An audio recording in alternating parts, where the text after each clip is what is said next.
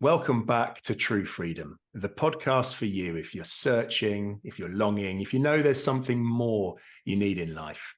I'm your host, Richard Stokes, and our guide for this podcast is Bodhi, Aldridge, transformational leadership coach, author, teacher, and great friend of mine.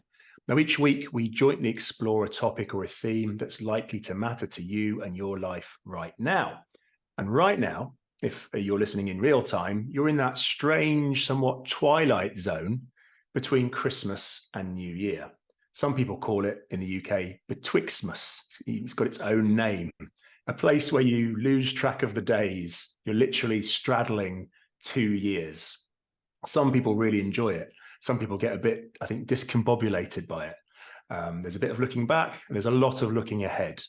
And as we sit here on the cusp of the new year, you might be asking yourself that question. So how do I want 2024 to be? Whatever new year is, how do I want 2024 to be? Or maybe a better question might be, how will I create the 2024 I desire? And we're going to come back to that. Now, by tradition, we use a tool called New Year's resolutions to look at this year that's coming forward. Believe it or not, it started back with the Babylonians many years ago, when they would make resolutions to their gods about this time of year. And brought up to date, it really is an industry all of its own. You know, most of us are thinking about or making resolutions. Some of us share it with friends and family. But here's the thing, quick stat, by February, a whopping 81% of New Year's resolutions have failed. You know, the ones where you've made that commitment to go to the gym and you bought the membership, but you've stopped going. Indeed, the four most popular types of goals people set are to exercise, to eat well, to lose weight, and save money. You know, those kind of four horsemen of the apocalypse kind of areas. So why don't most of us stick to these resolutions, which must be important for us? What is it that's getting in the way? Indeed, is there a better way to start thinking about and creating, even manifesting what we want to happen in the year that's coming? And manifestation is something of a buzzword, but we know, Bodhi and I know, there is real depth here. And that's why we wanted to explore that today. So I'm going to hop over to a slightly warmer place at this time of year, to Byron Bay, and bring in Bodhi. Bodhi, how are you doing today? Yeah, I'm well, thanks, Rich. I love that. What did you call it? Betwixtmas. Betwixtmas. I haven't heard that before. So yeah, it's a real thing. It's a real thing. It happens. You've got to give it a name. Yeah, it's exactly. this funny time of year that we're kind of sitting in. How are you doing? I'm well, and it is interesting, the different rituals around different times of the year, different ceremonies and festivities. And in Australia, of course, this is our summer holiday, similar to August for a lot of Europeans. So we're kind of winding down to have a break by the beach and play with the grandchildren. So yeah, looking forward to it. It's been another great year. Lovely. Well, this is it. We're coming out of a year, and for some of us, as you said, great year for you. For some people, it won't have been their best year. There'll have been grief, tragedy, disappointment, whatever that might be. Others, best year ever. But that year's about to close and sort of disappear into history. And this new one is opening up with all that opportunity, all that possibility. We think about it that way. So what is a way, if as we said, looked at the stats, New Year's resolutions as an approach, as a tradition, don't seem to serve us. One, why do you think that is? Let's start there. And then let's get into what might be a better way. Yeah, fantastic. And just as you were sharing then, you know, what's interesting for our listeners, and we've touched on it in different episodes, is that inherently, most of us have a desire to grow and develop. Yep. If you think about the expansion of the universe, the energetic expansion that's occurring. And so, as we've touched on, particularly for men, it's important that we're willing to lean in to the edge of our comfort zones. And remember, no growth comes unless you're willing to expand your comfort zone. And so that's part of the driver for people, no matter what year you've had, yeah, whether it's been challenging or joyful, there's an innate desire to be a better version of myself, to grow and learn, whatever that might be, as a father, as a husband, as a business owner. And it gets uncomfortable. Right. And again, you know, as we've touched on, the ability to have emotional intelligence, emotional maturity, and realize that when it gets uncomfortable, yeah, remember, feelings aren't facts, they're just feelings. Yeah, then you have the ability to lean into what you create for next year. So just thought that might be a useful little reminder of, you know, why this thing comes up for us each year, that desire to be a better version of ourselves. No, I like that. I think that's important, understanding this intrinsic motivation as to why. It's almost, yes, I've learned a lot from the year that's gone, but here you go, clean slate. Where do I want to go? How do I want to grow? How do I want to develop? And as you say, the encouragement is, it is leaning on our edge, and it's going to feel uncomfortable in there. And maybe in that, is there something in that as to why these resolutions that traditionally we make, you know, we've talked about what some of them are for people, you'll have your own, why they don't last? Is it because it gets too uncomfortable? Yeah, it's part of it. The two fundamental reasons that resolutions don't work. Firstly, and again, if we substitute resolutions for manifestation in this podcast, it's a very similar thread. Yeah, when you make a resolution, essentially what you're doing is realizing that you create your reality and you manifest. And as you touched on, that's a word that's bandied around a lot, so we might be able to unpack it a little bit in this episode.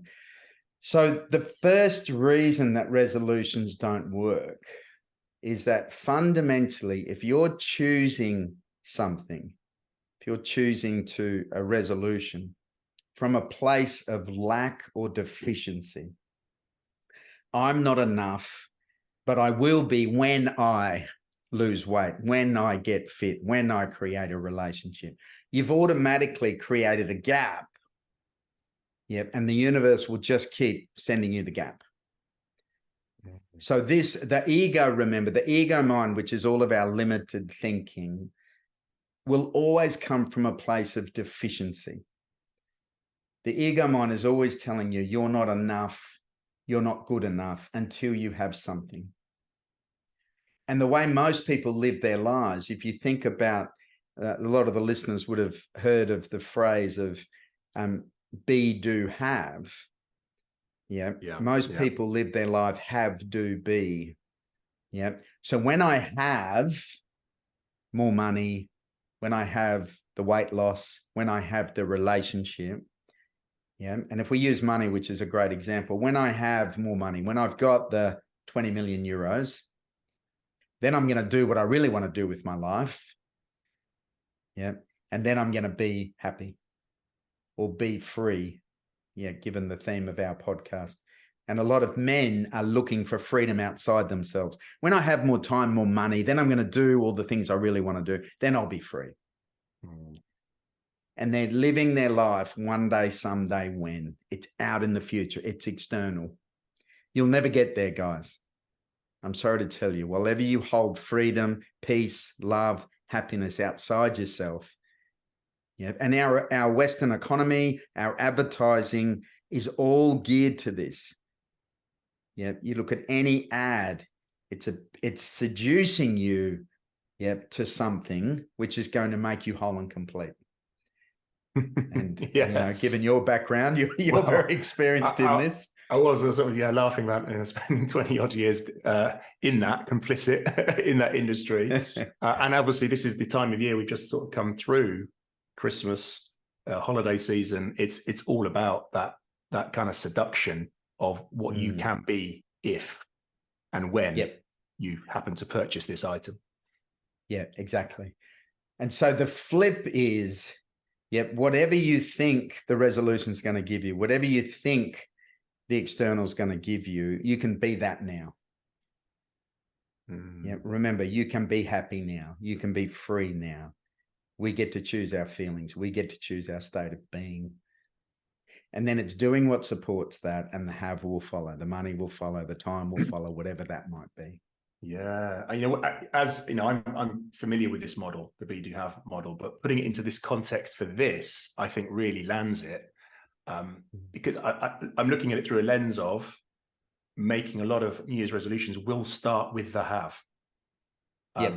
I will have more money because I will do some saving. I will have less weight. I will have greater fitness. Not starting from the I want to be or I am already this. And then you say that path to, you know, doing and then having is a much, it's frankly, it's easier. There's less blockage because you're creating less blockage along the way. Yeah, exactly. Exactly. You flip it and you realize that the first thing you have to accept, and believe is I'm enough. Yep, I'm good enough. Yeah. I'm lovable and valuable. I am loved now. Yep, there's nothing I have to change. Sure, I can lose weight. I can get fitter. I can travel the world. I can create more money. Life is about experiences and creation. This playground of the third dimension is available. Yet you've got to be willing to do the work, the belief change and the acceptance to love yourself first. Because again, otherwise there's always going to be a gap. And in the extremes, having worked with elite athletes, having worked with very successful people who've focused on the have, I've worked with gold medal athletes who said, yep, the day after I won the gold medal, I've never been more depressed. Yes. Because I thought that was going to give me the freedom, the happiness, the peace, the love. And so that's the first layer you've got to reflect on and be honest with yourself before you make any resolution. Yeah. And just to help listeners a little bit here, if you haven't already, episode 2 of this podcast was around beliefs, and we dive deep into the key belief that you need to change, which is just what you've been talking about there, Bodhi, in terms of you are lovable, you are valuable, you are complete, you are good enough. So starting there is a good place to go. Okay, so flipping that have do be to be do have is a smart place to go. What else? What more? Or what else gets in the way, perhaps, of us landing these resolutions or even manifestations? Yeah. Well, the second biggest reason that we don't experience our resolutions is the difference between committing to something and sitting on the fence. Okay. Yep. And so commitment means I choose to have no more choice. And there is the commitment paradox, which I'll talk about. Just to give the listeners an example, and I'll take you through it, Rich, and any of the listeners, if you're not driving a car or riding a bike, I'm going to invite you, and I'll invite you, Rich. Just close your eyes, Rich. Yep. Yep. Yep. And just take a couple of breaths. And just notice what it feels like when you commit to something. When you decide fully, you commit to have no more choice. Notice what that energy is like, what happens in your body and your mind. Yeah, it's a commitment. So what's that like for you, Rich, when you feel into the commitment piece? Yeah, it's interesting. There's an initial like a block, and then when I go past the block, there is a lightness. I can only describe as a lightness, an easiness of done it, committed, whatever that can be. And you know, we've talked about this before. They can be very, very small things to massive decisions that we make and commit to. But when you truly do it, it's just for me, it literally is the weight off the shoulders, the easiness, a calmness kicks in quite quickly. Yeah, and that's it. And for the listeners, if you're going to make a resolution, notice whether you're committed, you're all in, and all of that Rich just described, that there's the commitment paradox is there is a real freedom in commitment, which I'll explain. And now, if you just want to close your eyes, Rich, and any of the listeners, and just take a few breaths and get in your body. And notice what it feels like when you're sitting on the fence about something. You kind of haven't committed. It's like, oh, it's a good idea. Yeah, you're kind of half in, you're not fully in. Yeah. And so what does that feel like, Rich? It's a tension. Yep. Almost, I can see myself on the metaphorical fence, like squeezing my bum onto it and going, it's okay if I sit here, it's okay. There's tension literally through my body, right up to my neck. Yeah. And it's uncomfortable. Yeah, it's uncomfortable. It's exhausting for a lot of people. We spend more time squirming and wrestling with indecision instead of the power of decision and the power of commitment. And that's why resolutions, again, it's another piece of the puzzle. Are you committing to something, or are you sitting on the fence? Yeah. So some people might think or say, or I have committed. Let's go back to the gym membership, right? I've signed up. Yeah, I know this is a bit of an old model these days, but I've signed up to a whole year going to the gym. But why is it by February, I've made that commitment to myself. I've made a financial commitment. I felt good about it, but I'm still not actually committed because I've stopped. Yep. So what happens is, and again, if you think about this experience called life, and for the listeners who really want to create and grow and learn in life, as soon as you commit to something, the fear flags are going to come up. Everything that is not that is going to come up. And so using the gym membership as an example, as soon as you commit to the gym membership, what happens is, 2 days later, it's cold and rainy. And it's like, oh, I don't really want to go. A month later, you have a few drinks the night before, and it's like, oh, I won't go today. 2 months later, one of the kids is sick, and it's like, oh, I won't go to the gym. All of these incidences which we create are fear flags. What happens for most people after a period of time, by February, by the sounds of the stats. Yes. The fears will come up. They have to come up. The key, is to question the fear, but most people question their commitment. I wasn't that keen to get fit. Oh, I can't do it now. The kids are too little. I'll do it next year. Maybe I've got to do it in the evenings. And the real gift in this, whatever you want to experience in your life, is the fear isn't in the way. The fear is the way. The fear flags are showing you something about yourself. And it could be around commitment. It could be around boundaries. It could be around telling the truth. It could be around accountability. Remember, life is about remembering who we are and then experiencing what we want to experience. And so if you really want to go there when the fear flags pop up, make a bigger commitment, because everything that is not what you want to experience is going to show up. If I commit to the gym, I want to be healthy, flowing, optimum weight, then all of these fears are going to show up. Do you really want this? Are you willing to do this? Yeah. Have you got the time? Have you got the time? Is a exactly. big fear blocker, isn't it, for us? Exactly. And then the opportunity to look at your beliefs around time. Yes. Look at your beliefs around money. Look at your beliefs around you're not good enough. Look at your beliefs around relationship. These are all the gifts. And when I work with couples, when I work with men, the commitment paradox is, remember, committing is choosing to have no more choice. The aeroplane on the runway at some point has to take off. Now, the paradox for most men is they think commitment means, that I'm going to limit myself. That I'm not going to experience what I want to experience. But as soon as you choose to have no more choice, that's where freedom lives. Notice how free it is, Rich, when you just make the choice. There's no other choices. No, when you had me eyes closed thinking about making a commitment, that's the feeling. Done. I feel so free now. I feel that's a clarity, literally that's done. One less thing. Great. Exactly. Every entrepreneur I've worked with, every successful athlete I've worked with have been committed to their vision. And they do whatever it takes. Every fear flag that comes up, they deal with. It's an inside out job.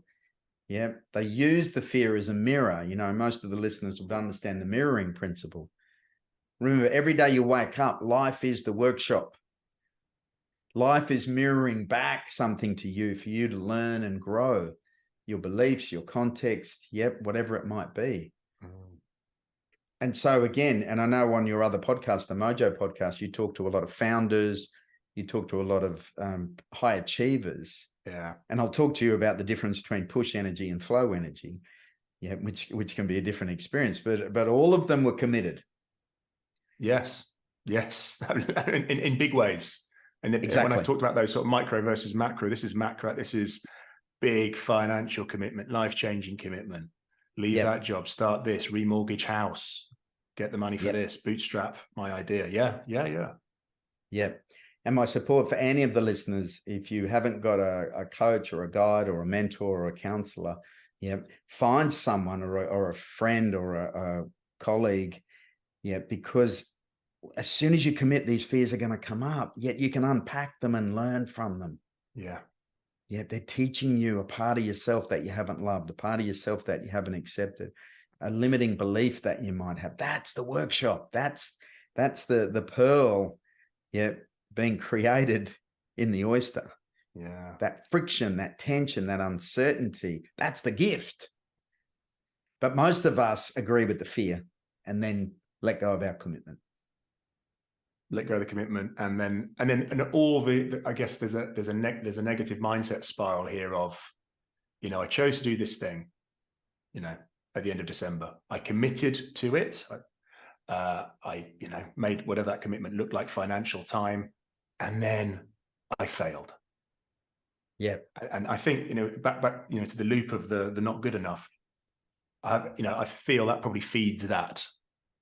Right. There's another thing I tried to do, and that didn't last beyond March this time. So it brings me to a thought of, okay, and you talked about the word vision. It's how are we envisioning or creating visualization of the right thing? Are we sometimes picking the wrong thing to commit to manifest?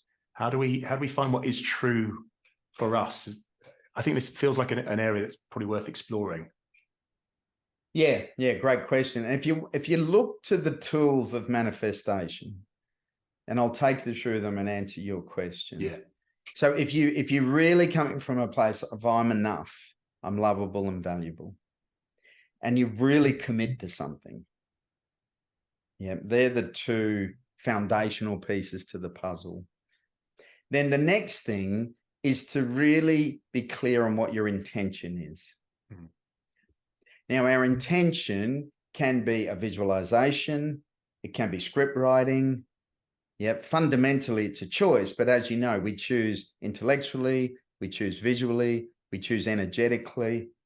Remember, it's not the law of attraction. It's the law of resonance. It's our vibration. It's an inside out job, which again, we can talk about another time.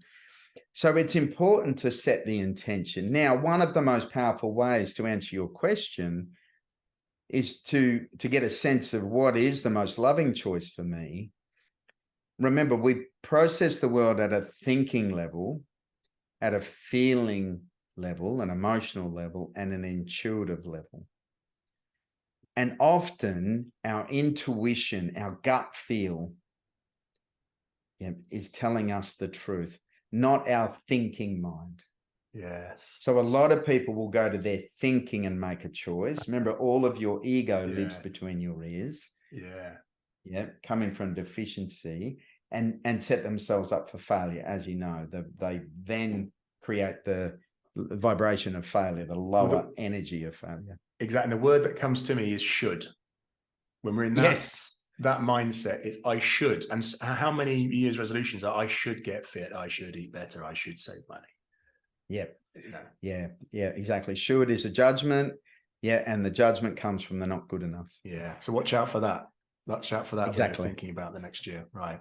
Yeah, it's a great process. And anyone who's played with this, if you can find ways to get into your body and access your intuition. Yeah, and that's why visualization is so powerful. All the sporting people I work with use visualization as such a powerful tool. Yeah, you can set a date into the future, but you've got to get into different brain waves. You've got to get out of that busy mind and start accessing different parts. And so, yeah, any sort of meditation, there's plenty of visualization techniques on the internet, plenty of meditations you can do. Script writing is really powerful. Again, you're bypassing the thinking mind. Once you start to unpack that stream of consciousness, it'll start to come out. The thing, and then we'll touch on it, just be careful what you do ask for. Yes. Yeah, because it might show up. Yeah, exactly. And exactly. And, depending what technique, and, we could post some techniques perhaps in the show notes or some links. There's plenty of stuff around this. Remember, it's the law of vibration, which we'll touch on. Yeah. The law of attraction is a different vibration. It's the resonance, the law of resonance, which is key. So yeah, any sort of script writing, any sort of visualization. So the first thing is to set your intention, which fundamentally is a choice, a holistic choice, not just from your pinhead. Yeah. The second key to manifestation, and again, these are sequential, yet they are a spiral as well, is the key is to detach from the how and detach from the outcome. Okay. And detachment, again, for our listeners who aren't driving a car or riding a bike, if you'd like to, and I'll take you through it, Rich, if you could pick up your pen, pick up any object. My favorite yellow pen here. Yeah. Beautiful. Yep. And then, Rich, if you could just squeeze that pen as tight as you can. Hold it really, really, really, really tight, really tight. Yep. What does that feel like when you hold it really tight? Yeah. Painful, uncomfortable, tense. Tense. Yeah, exactly. Restriction. Yep. Yeah. So now just let it go and see if you can hold it as light as you can and see what that feels like. Yeah. Yeah, man. A lot less tense, ease, no pain, just easy. Yep. Exactly. And the key to detachment, to being unattached, is exactly that. Most people hold their life too tight. They hold their intention too tight. They try to control the outcome, the how. Yeah, they're holding it tight. Think about whenever the fear comes up, think about the fear around money at times, Rich. What do you do when the fear comes up around money and clients, winning a contract or something? Yeah. What happens to your energy when you're in your fear? The contraction, literally that. Exactly. It's I must do. I must create. Exactly. And you're blocking the flow. Yeah, remember, there's either resistance or flow. They're the two vibrational channels that we're working with. So as soon as you go into resistance, as soon as you hold on too tight to the outcome, and particularly to the how, a lot of people want to control the how. You see very rigid people where if I want to lose, 10 kilos, then I've got to do this, and this is the how, and it becomes so rigid. Yeah. Whereas it's not about setting your intention and not doing the doing. We have to take action. But the key is you've got to hold it lightly, because there's a bigger game. There's this universal energy, which is coming through. And again, you ask any founder, any entrepreneur, how did you get here? And they'll say, you know what? I actually didn't plan to be right here. I set the intention, made the commitment. Yep. And then I followed the energy, which I'll talk about. And but they didn't try and control it. Does that make sense, Rich? So this idea of holding it lightly and not being so specific about the outcome, I understand that. But this doesn't mean, this doesn't mean not caring. It just means having enough flexibility in where it's going to go. Yep. Yeah, if you think about relationship, successful relationships are all about flexibility and agility. And life's the same. You've got to go with the flow. So you set your intention, you're absolutely committed, yet there's going to be a rainy day. The kids are going to get sick. There's going to be a night when you get on the drink. Yep. But all of that, instead of collapsing and judging yourself, beating yourself up and feeling a failure, yeah, it's like, okay. You know, one of my colleagues coached a very elite sporting team in Australia, a football team, rugby league team. And one of the things they trained for in their minds was they would literally run through, it was before the grand final, the last game of the year, and they would run through the obstacles. So they were sitting there in the grandstand at the game, and literally 10 minutes into the grand final, and your best player gets injured and has to go off. What do you do with your energy? You can contract, you can withdraw, they're not good enough, we're going to lose. Yeah, that vibration can get lower, or it's part of the game. It's a fear flag. I'm committed to playing my best game. This is a fear flag. What have I got to do? Okay, we've got to step up. Yeah. You know, 30 minutes later, the ref gives you a terrible call, sends one of your best players off. It's part of the game. You know, halfway through the second half, it starts raining and you haven't trained for a rainy day. It's part of the game. You know, so you've got to be flexible. You've got to respond. You've got to realize that the fear flags are going to come up. The obstacles will kind of come up. Remember, the obstacles aren't in the way. The obstacles are the way. And so being flexible, being in the flow, yeah, it's like water flows. It doesn't flow a straight line. Yeah. And when you resist, you put a kink in the hose. You put a kink in the energy of that life force, which leads to the next step, because when you're in the flow and you're holding it lightly, you have to take action. And the key action is you have to show up fully in each moment with an open heart. Give 110%. As you know, one of the foundational practices that I teach is presence. Your biggest asset in life is your attention. Yep. Where your attention goes, manifestation occurs. Okay. So if you can master your attention to be present in this moment, to open your heart fully, to fully show up what's in front of you. Yeah, not get distracted by the ego mind, the controlling mind, the grasping mind, the seeking mind. What happens is that every moment, coming from this law of resonance, is an opportunity that's going to take you towards your commitment. The classic example is a lot of people, you know, you think about, you go to the supermarket, and you've got perhaps a young person, young man, young woman who's serving you at the supermarket. And your values and your choice is to, you know, be compassionate, be open. Yeah.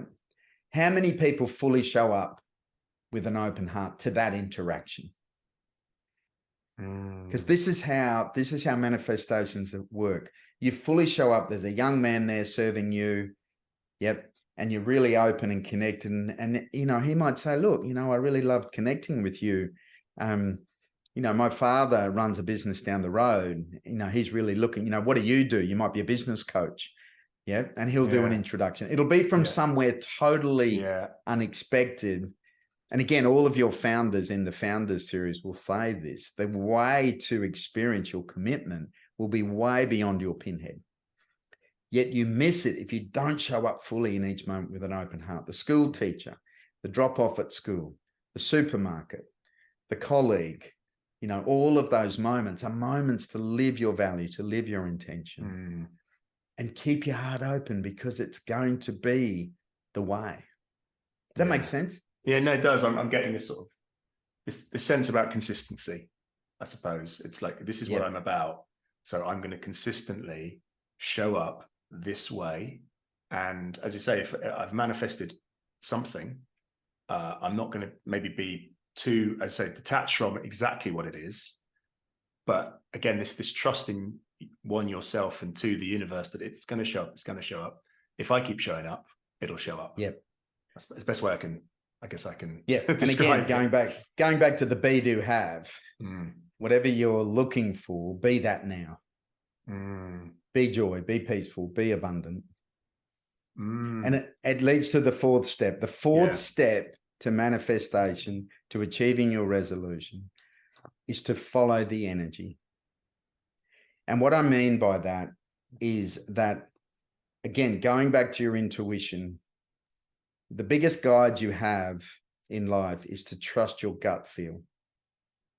Yeah, some of us are more emotional feelers, which is powerful, our heart, the heart wisdom, yet your intuition is guiding you. Sometimes you have an intuition to call in to this appointment. You're not sure why, but that appointment is actually the person you need to talk to, who's going to take you closer to your commitment, to your manifestation. We're getting signals all the time, intuitive signals, relational signals, yet most of us, one, you got to show up fully with an open heart. Two, you got to listen to your intuition. You got to follow the passion. You got to follow the joy. You got to trust your instincts, even though it may logically not make sense. And again, so many of your founders, it's like, I don't know. I just had a calling to go to Ibiza. I wasn't sure why, but when I got to Ibiza, I met my mentor. You know, that mentor taught me everything I needed to know about, you know, building an online business or whatever it might be. You've had this experience yourself, Rich. Oh, yeah, very much. And it's again, what's coming up for me here is this trust idea, and really trusting yourself, because again, I think about myself, almost taught not to trust the gut and that intuition. It's like, no, think about it, go through the ramifications and think about it. And that's, we talk about a lot, we get into our head, and that's when the shoulds come out. And I think we lack clarity about what our intention is, rather than this more trusting approach that it will happen. If they say follow these steps, detach up fully and follow the energy, trust is the key thing for me. And I work on it. It's not I think, as you say, it sounds simple, it's not easy. For me, it's just keep on working, keep noticing when the trust is proven. That's why. And then you get into that powerful kind of habit loop, I suppose. Our intuition is like a muscle. The more you practice, the stronger it gets. And one of the biggest things, and I certainly do this with children, with teenagers, is teach them, trust your instincts, trust your intuition. Get in your body and listen to what the message is. Because most of us, as you say, have been taught to override it with our thinking mind. Any of the listeners who've had a gut feel about something and talked yourself out of it and then go, why didn't I do that? Again, going back to comfort zones. We want to stay in the comfort zone. You're not going to grow and develop. And it's not about being reckless and foolish. You've got to be in your body, present. Yet if you're getting the intuition, if you're getting the signal, the sign to talk to this person or to, go to this place, that's how you start to manifest. It'll lead you to things beyond your pinhead. Yeah. And I feel this gets us into how I set this question up of what is the right thing for me to want, to desire, to envision for next year. And when we get out of the head shoulds and into, this is what I truly yearn for, need, and that's what's really calling you, that your chances of once you've chosen that and set that intention and following it just feel so much greater, right? It's the flow again. Follow the passion, follow the joy, follow the flow. Again, in a meaningful one, not in a reckless way. One of the big things, I had a client today remind me, he's transformed his relationship with his children, because he remembered, a lot of people say, do what brings you joy. And what I say is bring joy to what you do. And he's got a busy business. He's very successful, but on the weekends, running the kids around, he used to resist and resent at times. And he's just flipped that. He's realized the joy, bring the joy to what you do. Any of the listeners building a business, growing a business, there's parts of the business you may not enjoy, yet bring joy to it. It's part of it. And so the steps before we get to the last step. So firstly is commit to your intention, commit to your choice. Yeah. And that can be a visualization, that can be a feeling, that can be, a script. Yeah. The second is hold it lightly. Don't try and control it. Don't try and micromanage it. Don't get too rigid. The third is you have to take action. So show up fully with an open heart. Take action. You've got to go to the gym. You've got to drive to the gym if you want to get fitter. You've got to, basically start doing, phone calls if you want to increase, your business. The fourth step is to follow the energy, trust your intuition, follow the joy, follow the passion, bring the joy, bring the passion. Yeah, like listen to those signals. And then the last tool and the last step to experiencing whatever it is you want to manifest, whatever your resolution is you've got to be willing to do some belief changing when you start to hit the obstacles. Right. Yeah. Yes. Remember, the fear flag is not in the way, it is the way. And the tool, if you're bumping against something, if you're not experiencing what your intention is, there'll always be a subconscious limiting belief. Yeah. And the belief changing tools, which the listeners would have had from our previous podcast, and again we can put in the show notes, is that there are some simple tools you can use to change your limiting beliefs, your subconscious. Remember, 95% of your day is your subconscious mind.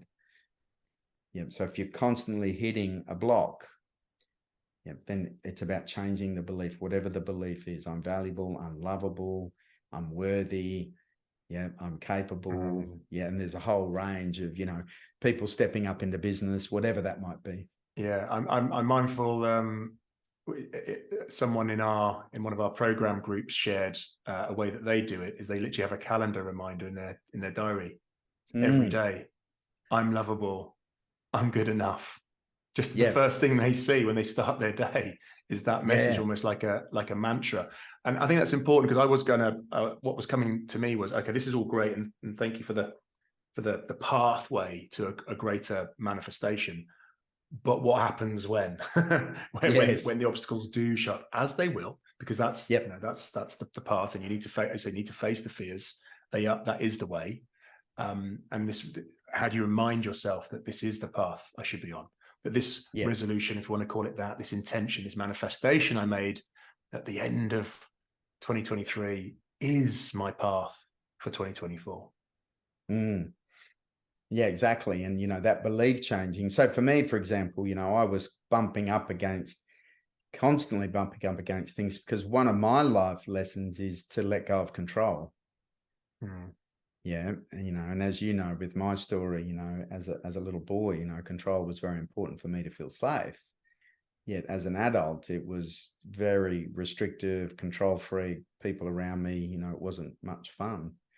And so those fear flags, those obstacles, I kept setting an intention, and they kept bumping up until I let go of the limiting belief. And as you know, the fundamental change, from control coming from a place of fear, is trust.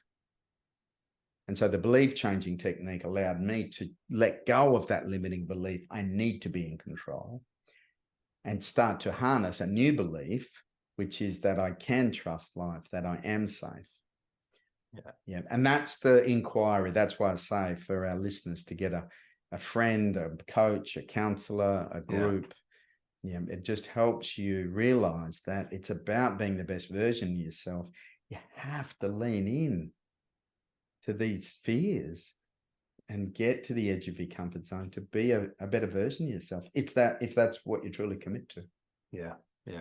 And I think this just gives us this sense now of how to find a way, thinking about, I said, the year to come, that what you want to achieve, what you want to see, what you want to create with more flow. And what I'm getting a lot of it is, and I borrow a term of yours, this inside out job.